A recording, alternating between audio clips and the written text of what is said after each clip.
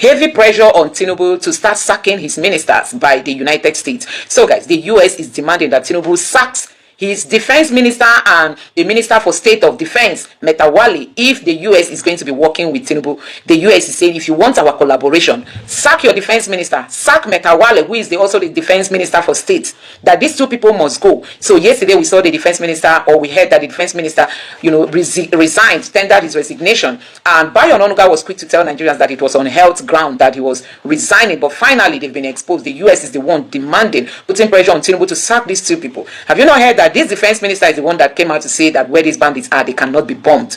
Also, Metawale is that minister that is also accused of having contacts of bandit leaders, and that they are also accused of using these bandits or these terrorists during election, making them to force the people to vote for APC. So guys, a whole lot is happening. If you think the United States does not know what's happening in Nigeria, you must be joking. Now the US, like you can see here, US pressure mounts on Tinubu to sack Metawale as US insists on defense ministers removal before security collaboration. The two defense ministers collaboration, and I'm going to read a little from here. It went ahead to say, there is growing pressure on Bola Tinubu to remove Bello Metawale as Minister of State for Defense following the resignation of Alhaji Badaru Abubakar as Minister of Defense.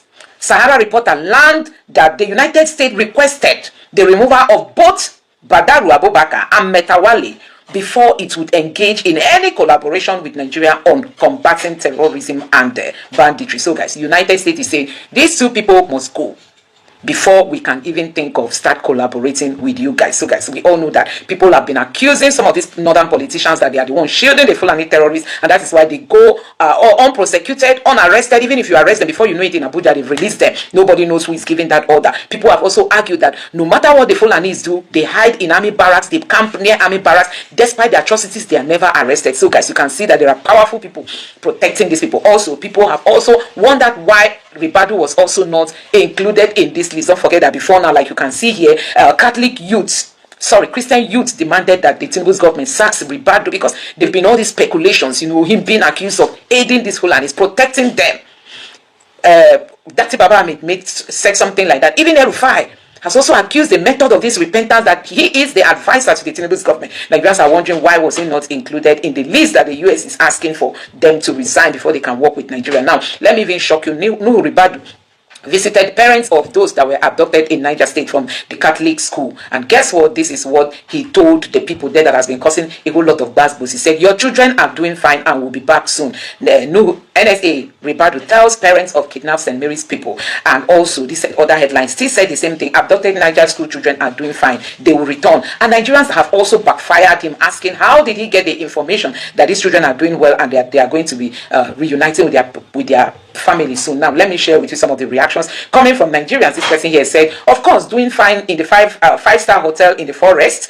These are the politicians ruling us. Their children are doing fine abroad with our resources. And this other person here said, how can anyone be doing fine as a hostage in a terrorist camp? What's really going on? And these children kept in a terrorist hosted facility known to this government? Are we missing something? Deceit, propaganda, government of liars and saboteurs, politicians are responsible for insecurity. So guys, a whole lot has been happening. If you were not the one sponsoring these terrorists, how did you know that the kidnapped children are doing fine and will return soon? To know that they are doing fine and will return soon, it obviously means you are in constant communication with the abductors. No matter how hard you try, you can't conceal the truth. The Nigerian government is suddenly behind these terrorists who are terrorizing the entire country. These are Nigerians lamenting. After NSA Ribadu came out to say, the children are doing fine, they will soon, come back. Nigerians are saying, so you really know where you are. Don't forget that Bayo Onanuga said, the DSS and the military contacted the terrorists to release the Kwara children. So they know where these people are. And this is one of the reasons why US is finding it difficult to work with the Nigerian military. Now they are asking that the defense minister must go. And the state defense minister also must go before the US will start talking about collaborating with Nigeria. So guys, people are not scared of Nigeria as a country. I mean, you can imagine your top officials are accused. Now I'm going to allow you to listen to the former military chief saying, indeed, politicians are the ones sponsoring, some politicians are the ones sponsoring these terrorist Fulanis to be causing all this carnage in Nigeria. Take your time, watch these videos and let me know your thoughts in the comment section below. Please don't forget to subscribe to the channel and turn on the bell notification. Now take a look. Criminal or a violent person by their targets. Correct. And you look at the target of recent, and that those who say, okay, let's take, and you said that we cannot take away the external influence of what we're seeing altogether. Correct. For example, Mr. Donald Trump, who had said they will come to Nigeria gun blazing, and that they will, based on what they are reading, that there is a Christian genocide in Nigeria. And then you see attacks on churches. Churches are not the only ones that are being attacked, but abduction of priests in churches, abduction of traditional rulers. There are people who have been killed in Kebbi, abducted in school and all whatnot. Is there a possibility of a link that these terrorists or these bandits are listening to the political dimension? And I've spoken to politicians on this program who have said, look, Sheung, forget it. This is political. All what we're seeing in the last few weeks or so is politically driven. What do you make of those debates? Well, somehow you can't hold people for their views. But the reality is that our issues, or in terms of security challenges, are multifaceted, implying that just as you have terrorists who have an ideology, you equally have those who are bent on, targeting Christians, and there are also those who are also targeting communities, that is, desiring to, displace communities and wanting to stay in those communities to be able to have a voice, or perhaps that could be their bargaining chip, as it were. For whatever reason, there are different reasons. There are those who are also regarded as economic criminals and so on and so forth. So, if you now just assume, or if you lump the entire thing to be one of those strands, then of course the analysis will be wrong. And those who also say it's political is also again, that will be lumping all the issues to assume that all the other issues, they do not matter. It's just for you to heap it at the back of the politicians. That's also not correct. That does not mean that some politicians, have not taken advantage of the insecurity, or if you like, the state of under governance, as it were, if I may use that coinage, to want to perhaps gain some form of leverage. To give impression that they can do better. Others perhaps want to give impression that look, to score the point that there is poor governance, they could also instigate certain crises in one way or the other. So those who believe that it's purely political, maybe assuming their argument, maybe having the argument from that angle. But then for me as a security person, and who, of course, has seen it all. I mean, it would be wrong for So, General, for the fact Christians are being targeted. Of course, some Christians are being targeted. For the fact politicians are funding terror in this country. Some politicians. Yeah. If I wouldn't want to say. I mean, so when I say politicians, that means that there are the politicians who are funding it. Of course. But why has it been difficult for us to be able to know the names of? Why is it strategic? Is it intelligence? Or why has it been difficult for names to be named? Well, this is not what I should come here to begin to discuss. More so that I know I'm no longer in active service, but I believe that there are a lot of individuals who are being called to question. You also recall that even whilst I was sitting, there were some trials that were made, especially for the financiers and so on and so forth. So it's not for public consumption. It's what I think we should do at this point is to give support and trust those who are in charge with such responsibilities that they will do what is right. And I think that it's our responsibility to also encourage those who are on the fence to begin to reason that. For them to know that not everybody in government is a criminal. Not everybody in government is a liar. Not everybody in government is unserious. That there are a good number of Nigerians who have the heart of delivering the mandate for which they have been appointed and the mandate for which they have been elected. How would you describe Nigeria's present security situation? Well, once again, let me thank you for inviting me. I chose to agree to come this time around because I felt that there was a need for clarity. So when you mounted the pressure for me to please come, I had no choice but to think twice. But thank you so much. That's why I say it's as if I dragged you out of retirement. Yes, you did. Thank you so much. Having said that, you recall that the last time we met here was to discuss the book that I wrote. And I hate to say that it appears that my inclinations, or if you like, my instincts for writing that book have been vindicated. It's sad to say it, but that's the reality. Because having gone through the experiences that I had, I felt that so many things, we're not getting right. And it's becoming more complex by the narratives that you find from all quarters. And so, at the time, of course, I did mention, which is also reflected in my book, that the whole essence of the book was to kickstart a conversation. My joy today is that that conversation has started, and then a few steps already been taken, which is in the positive direction.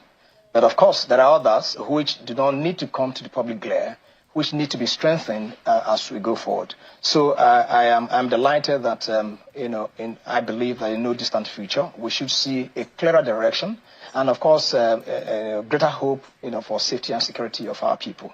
By the way, let me also use the opportunity to condole with those who lost their lives, and then even those who are still in captivity, and then, of course, to the very hardworking officer and the gentleman talking about Brigadier General Muba, who, of course, paid the supreme price, as we all know. This precisely is what I believe the conversation that is already on now is what I believe that will eventually lead to what must be done. I believe that in the course of our interaction tonight, a few snippets will also come out, in my view. So I'm imagining, so there's a spike and it's spiraling. Are you worried about what could have caused it? Do you, in some way, have been able to identify what has characterized the spiral effect or the spike in the rise of the spate of attacks that we are seeing frequently? One seems to get so tired hearing that there's another abduction, there is another killing, there's another attack, the military is doing this, but you hear these stories and it's happening in different parts of the country. How would you describe this incident? It's just happening every day. So if we have to unbundle, the occurrences, we realize that some are from socio-political angle, others are imposed by external factors, and a few others have to also do with the internal crisis that we have, that we've always had. But sadly, many of them have resulted to deaths. Many of them have also resulted to a greater number of abductions and so on and so forth. So that's the sad part of it. But then what must be kept in mind is that not only that the government is not sleeping, of course, through the instrumentality of the security agencies, but that there are issues that those who are at the forefront of addressing these issues that they needed to bring to the attention of the political strategic level, which actually informs the reason why I believe that the discussions that you are now having, amongst the various leaders from different regions of the country is coming, to the front burner. In addition to that, of course, is the fact that, the division that has attended to our political engagement since time of independence has actually not left us. And that's why I'm a little bit worried that even when there are discussions that are on now, what you still find is talking about South and North. Nobody is talking about Nigeria as a sovereign entity. Even though, of course, we can't do politics without all those regional affiliations. After all, Nigeria is a federal republic, so there are federating entities. But then I should think that rather than talking about the security of the North, the security of the South, we should be talking about the security of the country. Yeah. Because if we don't have that, that mindset, then we'll be widening the gorge, between the various regions in the country. So by and large, I'm hopeful that quite a lot will come out of these conversations. So let me take you to a tactical or a strategic analysis of what is happening. Correct. Would you say that the escalation we see in killings and the abduction is a sign of new threats or failures of existing systems? Okay. Now, first and foremost, over the years we have had governance failures. And so leading to... And it's across levels. Across levels. Federal, state, and local government. And sometimes we don't have any. Any at all. In fact, my experience, especially from the Northeast, especially in Borno State, gave me an indication to this. And of course, when I got also exposed to the issues in the Northwest, it was quite mind-blowing for me, wherein some local governments have no representation of governance. So sometimes you see that all this local government is just by name. And so you don't have local government officials at that level to mitigate crises. So no water, no road, completely nothing that makes any human being function. Completely absent. And so, meaning that over a long period of time, we have neglected, we are actually perhaps taking the people for granted. And I think that is something that everybody in Nigeria must understand and come to grips with. Not to apportion blame, not to point fingers, because pointing fingers will certainly not solve a problem. But then for you to know the problem, because a problem that you do not know is a problem you can never solve. So if you have that at the back of your mind, the next question to ask is, what then do we do? And then getting to know what you would do is to now begin to talk about what resources that are necessary to be able to do that. So for me, it's failure of governance over a long period. Now, because even what we also term as religious crises, what we also term as, tribal and ethnic crises, is also a result of governance failures. So it's the aggregate of all this that has given rise to it. And then, of course, with the economic crisis, economic situation that we find ourselves currently, has also made it such that people now look for different avenues to eke out a living, and some have taken up the criminal enterprise as a means of meeting that need. So a mix of factors, if you like, has given rise to this. So you don't think that we have emerging or new threats? This is an existential failure of systems in terms of political governance in the country. Certainly, that is what we are seeing. Certainly it is. But then you must also know there is conflict transformation. Threats do transform. Because, just as you have in the newer technologies, this same way that even social thoughts, if you like, social interactions transform, and then what manifests is what you now begin to see. But the underlying issue is the fact that it's governance failures over a period. Because you can't use 1960 tools to address, the 21st century tools. But if you look at it, in all its DNA, what you're seeing, because for someone who has traversed training to tactical, to operational, to strategic and administration. Correct. You can see and smell whenever you see any violence, and you can be able to dissect and analyze what the DNA and the objectives and the intent of those who are backing it, what they are up to. Correct. So it might be morphing from something to other thing. But what we are seeing today, there is no new, nothing really new about it. From the pattern that we see. There is nothing new. What perhaps one may assume that it is new is the fact that there are external dimensions. Why? There is no man whatsoever. There's no geographic entity that lives in our land. We live in a global village. So events and occurrences in other parts of the globe, and not to talk about the sub-region, have implications for our own environment. So that also has a dimension. It has always existed anyway. But the point is, because there are newer ways of, or if you like, call it newer tools available to these criminal elements. That is the reason why, not only did the number increase, but also the certification for the violence that they unleash on the people have also changed. Do you smell a rat, though? That all of a sudden, we were not having every day, we have all these pockets of violence. But now, it is every day. No. It would be wrong to think that it's every day, or that we have never had it. Don't forget that this, especially for Boko Haram, especially when it started, don't forget that we've had issues of this nature. Don't forget that at some point it was like it was not going to end. So why it will appear now that it's sudden is the fact that over a long period, we thought that we're on the winning streak, where the violence of the level of violence appeared to be ebbing, but suddenly we now find that it's like we have reversed all the gains that we have made. That's why it's so worrisome that why, and that's also why I must also understand the opinion of some people believing that there is a failure on the part of those who have been handling this. To say no, it's not a failure, but rather that. Somehow that's what it is, that these problems, if you don't remain consistent in terms of the approach, both strategic and operational plans that you have, if you don't remain consistent on it, also be forecasting what the future holds, you are likely to run into this kind of problem.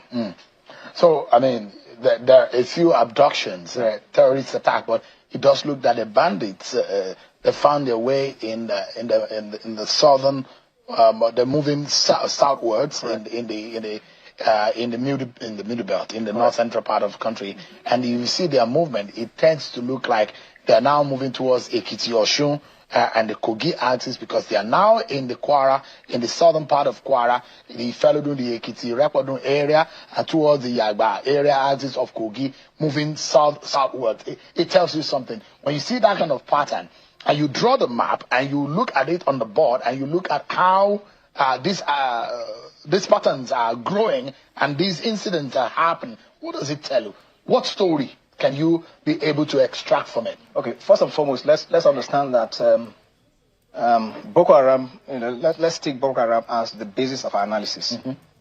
Boko Haram came up with an ideology. Boko Haram has not been extinguished. Excuse me. Yeah. Boko Haram still exists. And at some point, when the heat was on them, they broke away from the northeast and made inroads into the northwest, and had some form of handshake with the bandits. And that's why you began to see elements of terrorism in the northwest. So not only do you have banditry in the northwest, you equally have elements of terrorism, which also transformed to, at some point, Lakurawa, that you no longer hear of. And then, of course, you now hear of Wulu Wulu, and so on and so forth. So you must not discount the fact that Boko Haram and the ideology of Boko Haram, as well as ISWAP, has not left us. It has not left us. It's all part and parcel of what now manifests within the environment. So you must keep that in context. You must also keep in context the fact that there are other criminal elements. The bandits. You must also understand that there are kidnappers, those who kidnap for ransom, who are purely economic criminals, as it were. Who are also within this environment. But what you must also keep in mind is the fact that criminals, whether they are terrorists or whether they have an ideology or not, there is a common denominator. And so for someone who is more interested in the economic benefits, if he decides to have an interaction, if you like, a network with the terrorists, all that he'll be interested in is the fact that he's able to meet his economic demands, as it were. And so a mixture of it, that's the reason why the threats that we have is a little bit complex. And that's why we think that an approach that takes into consideration a total understanding of the nuances will be what should do, rather than this hype within the social media, lumping everything together, not allowing those who are handling the issues to have a breathing space to be able to know know what to do. And even when the public is being briefed, this mistrust that I've attended to how we view governance as it were, or people like government agencies, has also not helped matters. And so the issues are escalated in the social media in the wrong direction.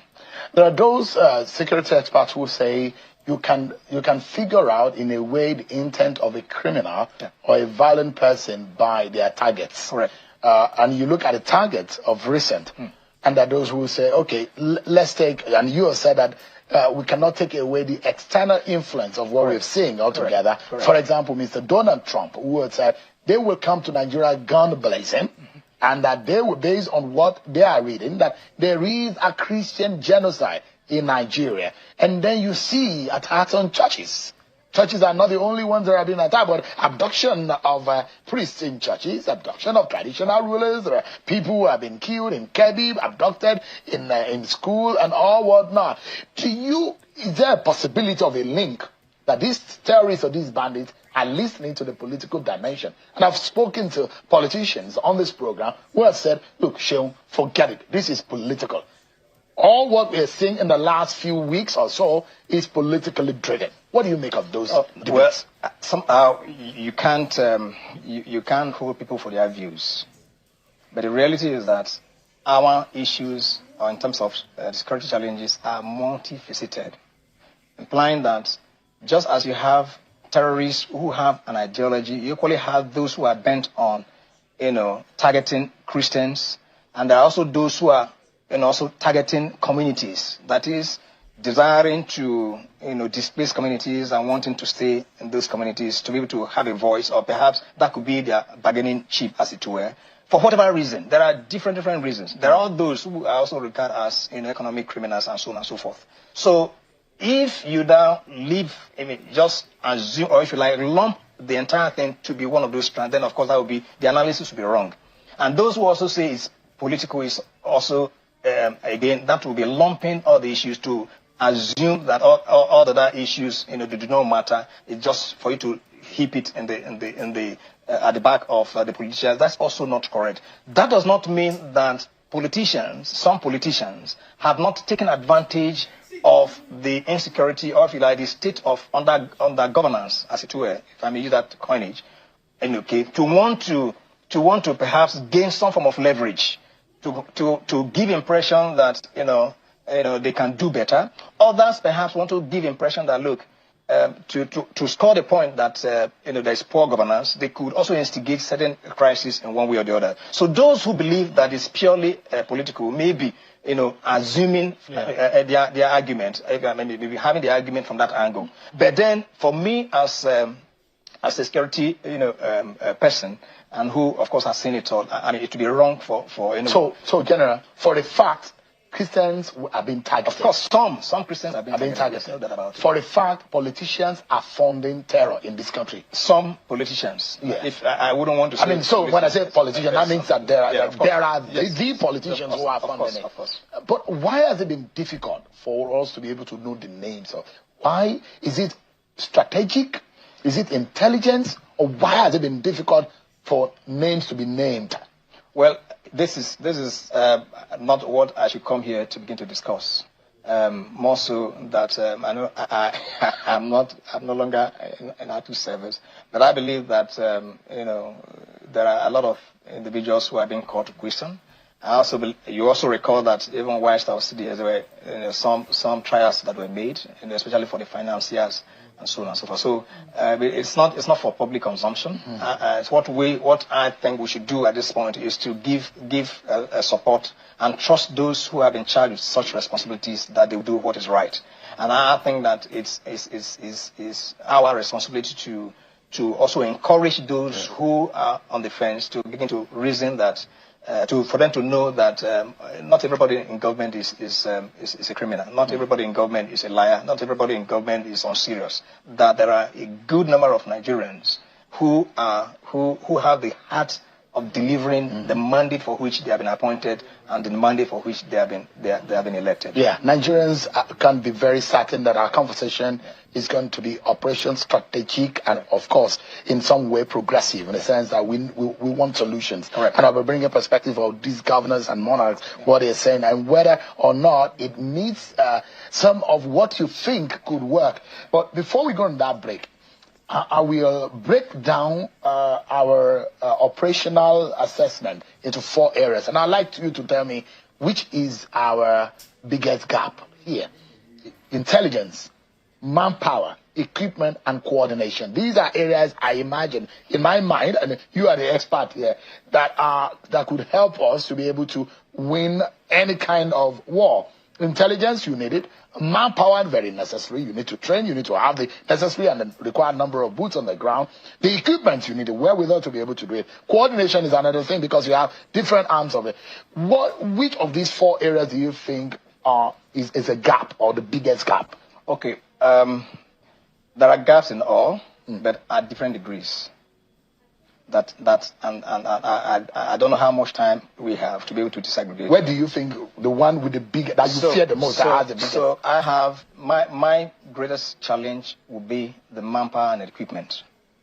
We are lacking. That we need to do better.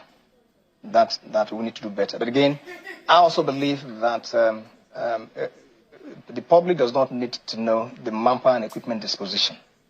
But for me, discussing it is important to indicate that there are gaps. And I've also mentioned that there are gaps in the 4 areas, but then the level of gap differ from one level to the other. But then the greatest of them all has to do with manpower and equipment. And the manpower and equipment, and that's also where I believe that the conversation that is ongoing now must be properly structured, must be properly synthesized. It must not be a generalized discussion, because after the optics for the public, then there has to be a closed door interaction wherein the details of these gaps cannot be given and what is required, and can also be discussed in greater detail. But I can tell you that there are issues, both with intelligence, with manpower, with equipment, and then coordination. And let me in talking about coordination. Coordination does not necessarily mean that the security agencies are not speaking to each other, but it's the fact that there has been a lot of mix-up. I, as an individual, even whilst in active service, I believe that creating multiple agencies is not the solution to it. Where we have issues, police, for example, the Nigerian police force, all right, has serious policing issues, serious problems, capacity gaps. Now, you, instead of addressing what those gaps are, properly assessing them, assessing the police, and then identify the gaps, and then closing up those gaps, you think that it is by creating other agencies that will fill the vacuum. That is a wrong approach. Today, even though the law has been passed for forest guards, I, as an individual, think that it's a mistake that we have made. Because the disease that has killed the police, which has also killed the Nigerian security and civil defense, is also going to kill that establishment. Why? Because we have not done a thorough analysis of where these issues are. And if care is not taken, it's also what is going to kill our military.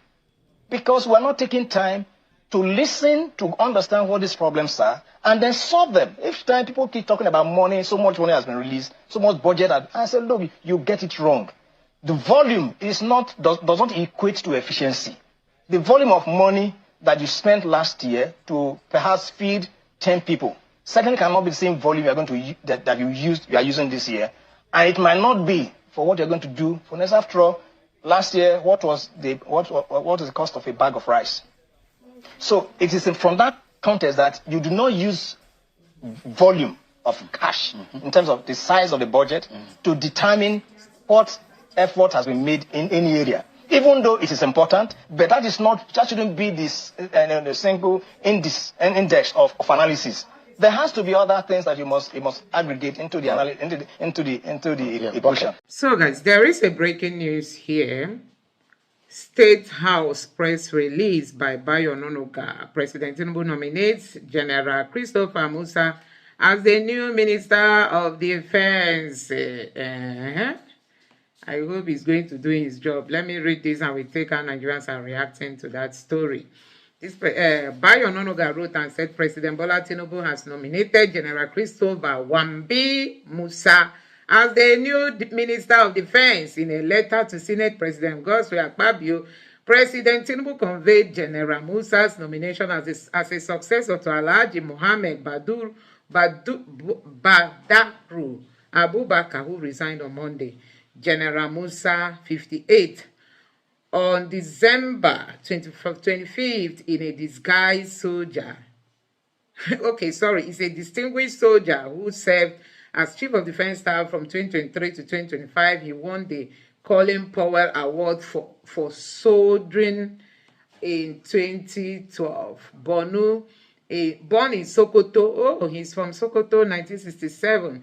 General Musa received his primary and secondary education there before attending College of Advanced Studies in Zaria. He graduated in 1986 and enrolled in the Nigerian Defense Academy the same year, earning a Bachelor of Science degree upon graduation in 1991. General Musa was commissioned into the Nigerian Army as a second lieutenant in 1991 and since then had a distinguished career. His appointment includes General Staff Officer 1, Training Operation at Headquarters 81 Division, Commanding Officer 73 Battalion, Assistant Director, Operational Requirement, Department of Army, Police and Plan, and Infantry Representative, Training Team, Headquarters,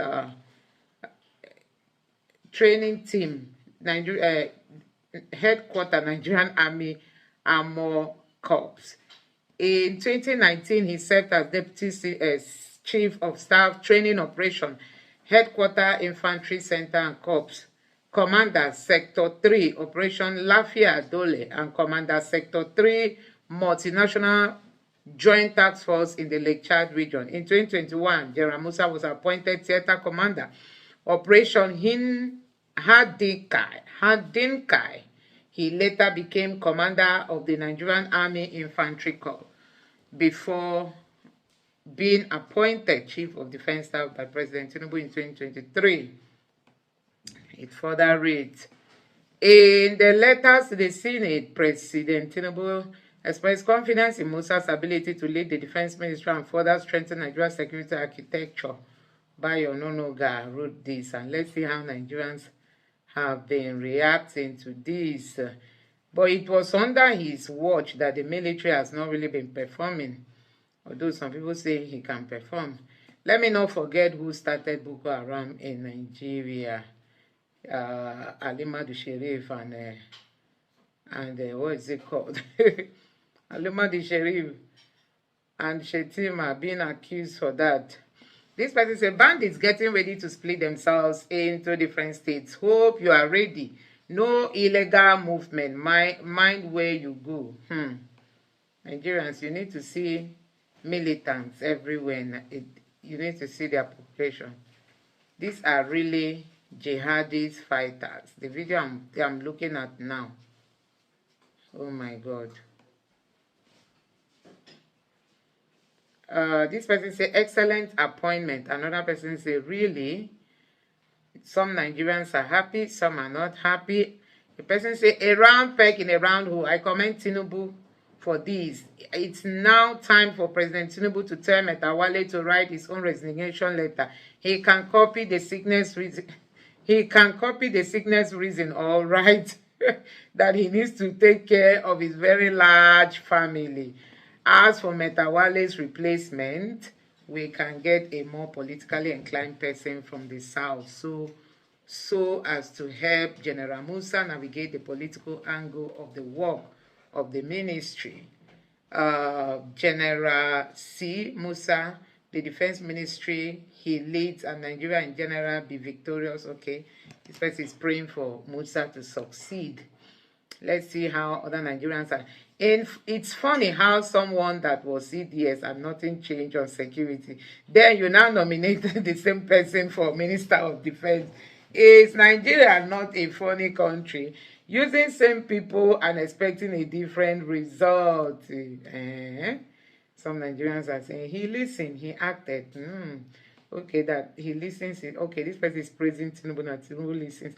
Christopher Musa was sacked as defense chief in October by Tinubu for reasons. What changed? Was his sack a mistake? What did he do better, CDS, that earned him a recall? What did he do to earn him sacking? What did he do that earned him sacking? This inconsistency are sickening. This is Nigerians expressing their own thoughts on Musa. This appointment shows that the caliber of people around Tinubu this appointment shows the caliber of people around Tinubu when matter most after so much pressure, especially from the US. He have to cut short career of a CDS just to appoint him a minister. APC members should hide their heads in shame. Okay, and this other person says, as chief of defense, this man spent more time on TV than in the field, defending the army's inaction and covering up government incompetence. Plenty talk, zero performance. Hopefully, he chooses action over interview now. Yelewata happened under his watch. I think this makes a lot of sense. Nigerians are saying what has changed for people who want CDS Musa to come back. Reno and all APC terrorist bastards should go through the comment section and observe how people react when a good decision is made by government. If Tinubu and Shetima resign today, drums and sounds will fill streets of Nigeria. It will be better. It will be better a deaf and dumb sits there. Okay. This is the best nomination in Nigeria since the civilian era. Having said that, the following ambassadorial nomination must be withdrawn. Reno Mokri, Femi Fanikayode, and Mahmood Yakubu, immediate past INEC chairman. So Reno, Mahmood, and Femi Fani-Kayode. If these three nominations are not withdrawn, then the Senate must do the needful and reject them with ignominy. So these are Nigerians speaking. This person say, is it only Islamic people that are in the military? From Muhammad to Musa. Interesting nomination. But he's a Christian, Sha. This is the first right thing Tinubu has done since he became president of Nigeria. What could have opened his understanding? Trump, you do this one. Okay. Tinubu did well on this. Now it remains to sack Ribadu and Metawale and replace them with genuine ex-military officers. I think this makes sense from the south. And watch Nigeria grow from there. If this is the only thing Tinubu can do for the remainder of his tenure, he will never be forgotten and be booed. Okay.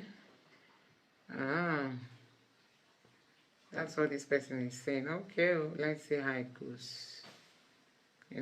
Let's see how it goes. This person says, he's a native of southern Kaduna, which has been greatly affected by terrorism. Hence,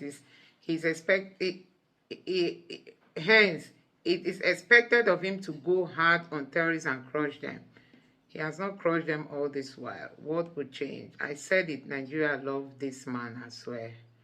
And this man said, Matawale should go. We are at a crucial stage. We need people who can actually contribute to the security architecture.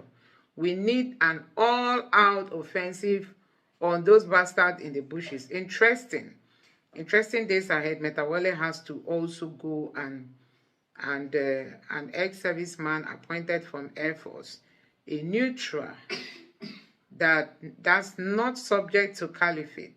The NSA should give way to well-experienced and proven ex-security operatives who is untainted by scandal and predominant sentiments. This person here say, not Tinubu fan, but I must commend him on this. Security shouldn't be left in the hands of politicians like Badaru Metawale as head of defense. Congratulations to Christopher Musa. Please make Nigeria proud. Probe communication editorial. Appoint ministers is not enough. Security need political will. Yes, I think this is good. The appointment of General Musa as Nigeria's new Minister of Defense is a welcome development in terms of experience and military competence. Yet, Nigerians must confront a simple reality. No minister, however capable, can end the insurgency without political will from the highest level. I think this makes sense. Security in this country is as much about leadership and accountability, and it's about strategy and weapons. The late General Sani Abacha once warned that any insurgency that lasts more than 24 hours signals the government's complicity, directly or indirectly. This stark observation remains relevant today. Insurgency, banditry, kidnapping flourish where the state reacts slowly, resources are mismanaged, and political commitment is weak. General Musa appointment offers hope, but it must be accompanied by decisive action from the presidency and government. Okay. Without a coherent security strategies, proper resourcing, the unflinching political backing, even the most competent defense minister will face near impossible odds. Nigeria cannot afford a symbolic gesture. Citizens expect results, not platitude. The challenge before General Musa and the government are who is to turn experience and authority into effective action. Welcome to the new era, Christopher Musa. Your competence is unquestionable. Now, let the political will meet it. The nation is watching. Probe communication editorials. Anyway, guys, these are some of the reactions from Nigerians. Let me know your thought on this in the comment section below. But let me take this last tweet. This person, I noticed how a high majority of Nigerians were advocating for General Musa as Minister of Defense. That's what incompetence gets you. And I pray God grace, strength, and protection for him and wish him all the best. This person, Christian Musa, was the Chief of Defense and was relieved of his duty recently by Tinubu and now reappointed by the same Tinubu as the defense minister. What did he do when he's chief of defense staff? Okay, what did he do when he was chief of defense staff? He did absolutely nothing to improve security in Nigeria. Wow. By now, by the way, compare his CV and experience with that of Badaru and ask yourself why you would sacrifice experience just for political reasons. Anyway, guys, let me know your thoughts in the comment section below. Please don't forget to subscribe and turn on the bell notification. Thank you.